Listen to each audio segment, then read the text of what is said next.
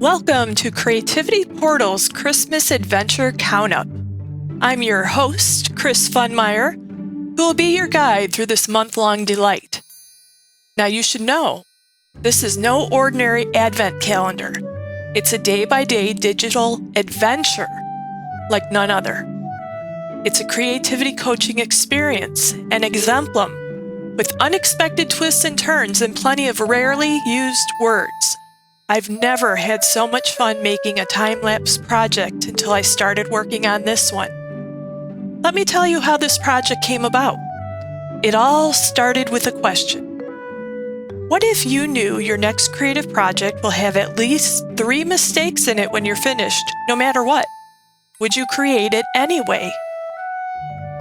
These are questions I asked myself as I won the wishbone break at Thanksgiving. I totally missed wishing a wish because I default to questions to feed my curiosity.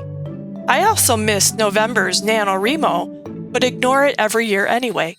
That is, until this year when I reasoned, I don't have a novel in me, but I do have a novel way of tapping into my imagination that the world needs to see. So that's how this experience materialized. I call it an experience because there's 2 things happening, one with you and one with me. For you, it's unexpected novelty, new learnings, and fun perspectives. For me, it's the culmination of 2 decades of creative incubation, half-finished works in progress, and COVID pressure that unleashed itself in a watershed moment. I consider it the pinnacle of my career. And if you think Pinnacle is a game played with 48 cards, you're in good company. Yes, this illustrated experience was originally written 1 day ahead of the calendar on paper, and now is oozing into a video-a-day format, which I should have immediately started producing in January. But not me. Good old procrastination met me on Halloween with the taunt. You'll never get all these videos made in time. We'll see, I said. So if you happen to follow the adventure videos and they suddenly stop midway through the month, you'll know why. By then I should have a good backup plan or story to elicit your sympathy, so you'll forget all about it. By the way, as soon as you start watching, you'll become my creative collaborator.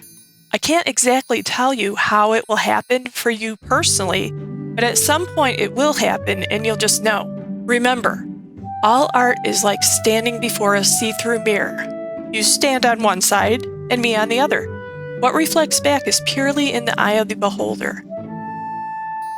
Back to that question. What if you knew your next creative project will have at least 3 mistakes in it when you're finished, no matter what? Would you create it anyway? When this creative project, which I was sharing with the world 1 day at a time, started revealing its mistakes early on, I briefly considered allowing perfectionism to steal my joy and detract from the bigger picture. Instead, I embraced the mistakes and kept going in an absurd tangent that turned out to be the best Christmas present I ever had.